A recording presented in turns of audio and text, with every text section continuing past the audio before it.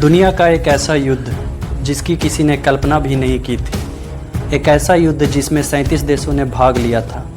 जी हाँ दोस्तों, मैं बात कर रहा हूँ प्रथम विश्व युद्ध यानी फर्स्ट वर्ल्ड वॉर की, जिसमें करोड़ों जाने गई और बहुत से देश तबाह हो गए थे। तो चलिए जानते हैं प्रथम विश्व युद्ध के बारे में हम विस्तृत रूप से। नमस्ते दोस्तों, मेरा नाम सौरभ सिंह है।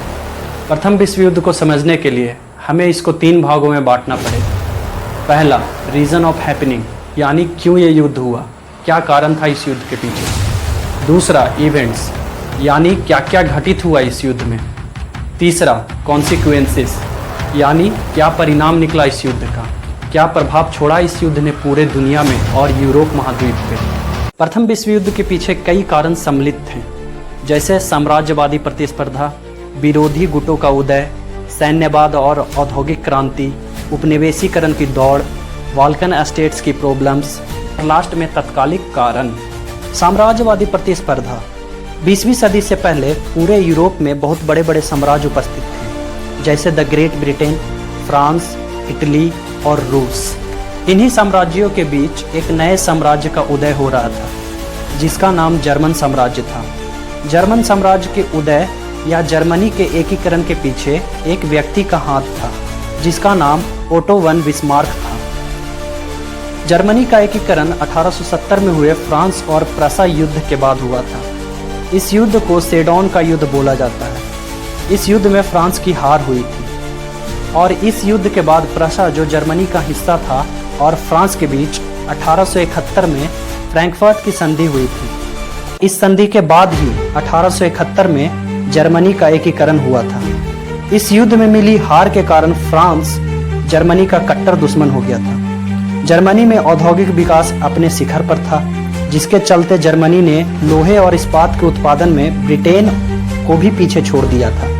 और 1912 में जर्मनी ने उस समय का दुनिया का सबसे बड़ा जहाज इम्परेटर का निर्माण कर लिया था। इन सभी कारणों से ब्रिटेन भी जर्मनी के खिलाफ हो गया था। विरोधी गुटों का उदय। साम्राज्यवाद और सीमा विस्तार करने के लालच में कई देश दूसरे देशों के साथ मिलकर अलायंस यानी गुटों का निर्माण करने लगे थे। साल 1882 में जर्मनी ने ऑस्ट्रिया हंगरी और इटली के साथ मिलकर ट्रिपल अलायंस का निर्माण किया था। और इसके विरोध में साल 1907 में फ्रांस, रूस और ब्रिटेन ने भी साथ मिलकर एक अलायंस बनाया था, जिसे ट्रिपल एंटेटे बोला गया था। इन सब अलायंसेस का सिर्फ एक मकसद था कि अगर कोई देश इन देशों पर आक्रमण करेगा तो इनके मित्र देश बचाव करने जरूर आएंगे। सैन्यवाद और औद्योगिक क्रांति। औद्योगिक क्रांति आ जाने से यूरोप के सभी देश अपने यहाँ लोहे और इस्पात और तरह तरह के धातु से नए नए प्रकार के हथियार निर्माण करने लगे थे और अपनी अपनी सेनाओं को मजबूत करने लगे, ताकि अपने सेनाओं के दम पर दूसरे क्षेत्र जीत सकें। उपनिवेशीकरण की दौड़। 19वीं सदी के अंत तक यूरोप के सभी देश अलग अलग महाद्वीपों के देशों को गुलाम बनाने के दौड़ में लगे हुए थे। ब्रिटेन और फ्रांस उपनिवेशीकरण में सबसे आगे थे।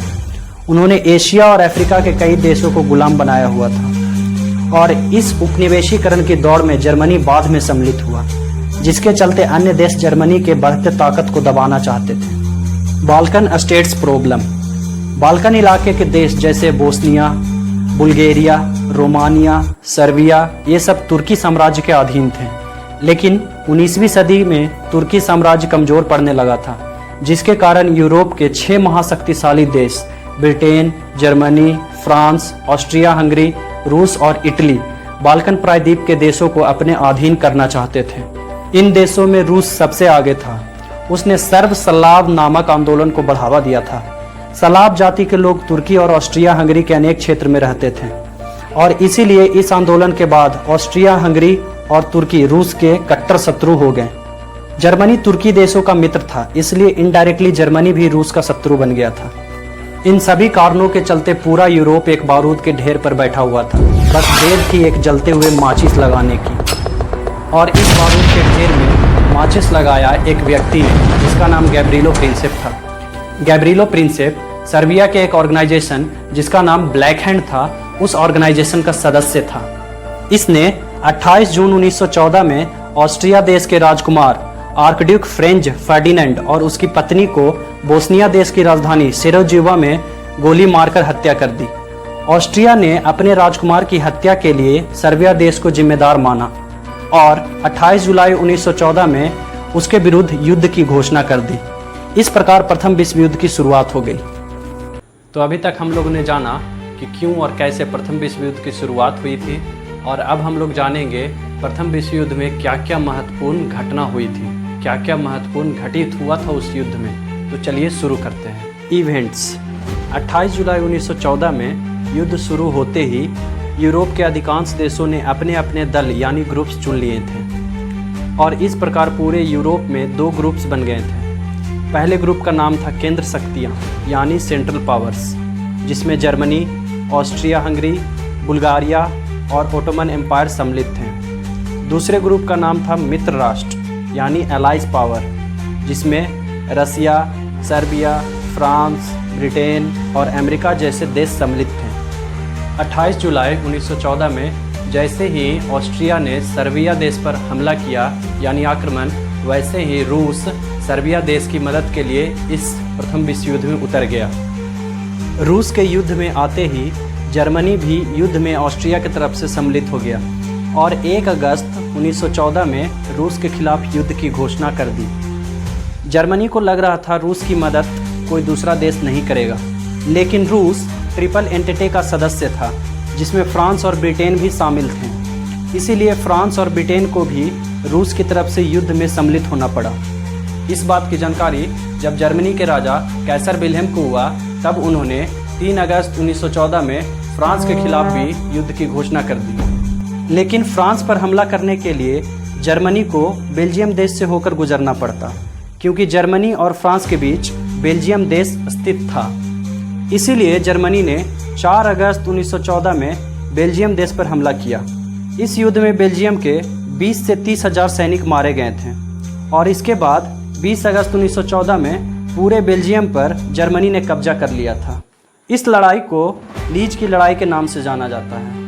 इसके बाद जर्मनी ने 23 अगस्त 1914 में रूस के साथ टेनेनबर्ग की लड़ाई लड़ी। इसमें रूसी सेना काफ़ी कमज़ोर पड़ गई और जर्मन सेना की विजय हुई थी। इस हार के बाद रूसी सेना के कमांडिंग जनरल अलेक्जेंडर सैमसोनोव ने आत्महत्या कर लिया था। साल 1917 में रूस प्रथम विश्व युद्ध से अलग हो गया था, क्योंकि रूस में क्रांति की शुरुआत हो गई थी और इस क्रांति के जनक व्लादिमीर लेनिन थे। लेनिन ने जर्मनी के साथ ब्रेस्ट लिटोवस्क की संधि करके रूस को युद्ध से अलग कर लिया था।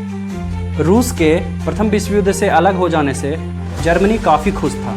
जर्मनी को लग रहा था कि अब वह प्रथम विश्व युद्ध जीत जाएगा, लेकिन 6 अप्रैल 1917 में अमेरिका भी प्रथम विश्व युद्ध में शामिल हो गया और जर्मनी के खिलाफ युद्ध की घोषणा कर दी, क्योंकि साल 1915 में लुसितानिया नामक ब्रिटिश जहाज को एक जर्मन पनडुब्बी यू बोट ने डुबा दिया था, जिसमें 128 अमेरिकी नागरिक मारे गए थे। इस बात से अमेरिका जर्मनी से चिढ़ा हुआ था और इसीलिए वह प्रथम विश्व युद्ध में जर्मनी के खिलाफ उतरा था। अमेरिका के प्रथम विश्व युद्ध में शामिल हो जाने से एलाइज पावर काफ़ी स्ट्रॉन्ग हो गए थे। जुलाई 1918 में ब्रिटेन, फ्रांस और अमेरिका ने साथ मिलकर सेंट्रल पावर के देशों पर हमला किया, जिसके कारण सेंट्रल पावर्स के देश एक एक करके हारने लगे। सितंबर 1918 में बुल्गारिया, अक्टूबर 1918 में तुर्की और 3 नवंबर 1918 में ऑस्ट्रिया हंगरी ने आत्मसमर्पण कर दिया था। उधर जर्मनी के सम्राट कैसर विल्हेम II भी इस अमेरिका, फ्रांस और ब्रिटेन के संयुक्त सेना से डर गया और 10 नवंबर 1918 में देश छोड़कर पोलैंड भाग गया। इसके बाद जर्मनी में गणतंत्र की स्थापना की गई और एक नई सरकार का गठन हुआ। उस नई सरकार ने 11 नवंबर 1918 में युद्ध विराम संधि पर हस्ताक्षर कर दिया। उसके हस्ताक्षर करने के बाद ही यह युद्ध मतलब प्रथम विश्व युद्ध पूरी तरह से समाप्त हो गया। तो चलिए अब हम लोग लास्ट में प्रथम विश्व युद्ध के परिणाम जान लेते हैं, यानी कॉन्सिक्वेंसेस। प्रथम विश्व युद्ध समाप्त होते ही जर्मनी, ऑस्ट्रिया हंगरी, रूस, तुर्की जैसे देशों में राजतंत्र शासन का अंत हो गया और गणतंत्र शासन की स्थापना की गई। जून 1919 में विजेता देशों ने पेरिस में एक सम्मेलन आयोजित किया, जिसे पेरिस शांति सम्मेलन बोला गया। इस सम्मेलन का उद्देश्य हारे हुए देशों के साथ शांति संधियों की शर्तें तय करना था। इस सम्मेलन में 27 देशों ने भाग लिया था, लेकिन शांति संधियों की शर्तें केवल 3 देश तय कर रहे थे, जिसमें फ्रांस, ब्रिटेन और अमेरिका शामिल थे। 28 जून 1919 में एलाइज पावर और जर्मनी के बीच वर्साई की संधि हुई। इस संधि द्वारा एलाइज पावर ने प्रथम विश्व युद्ध करवाने का आरोप जर्मनी पर थोप दिया और युद्ध में हुए नुकसान की भरपाई के लिए जर्मनी से 6 अरब 50 करोड़ पाउंड की रकम वसूली गई। इसके साथ ही जर्मनी को अपने यहाँ के कोयला खदान भी फ्रांस को 15 वर्षों के लिए देना पड़ा। साथ ही साथ 1 लाख से अधिक सेना रखने पर प्रतिबंध लगा दिया गया। वायुसेना और पनडुब्बी रखने का अधिकार भी छीन लिया गया था जर्मनी से। 1920 में पूरे महाद्वीप में शांति बनाए रखने के लिए लीग ऑफ नेशंस की स्थापना की गई, जिसका मुख्यालय स्विट्जरलैंड की राजधानी जनेवा में स्थित था।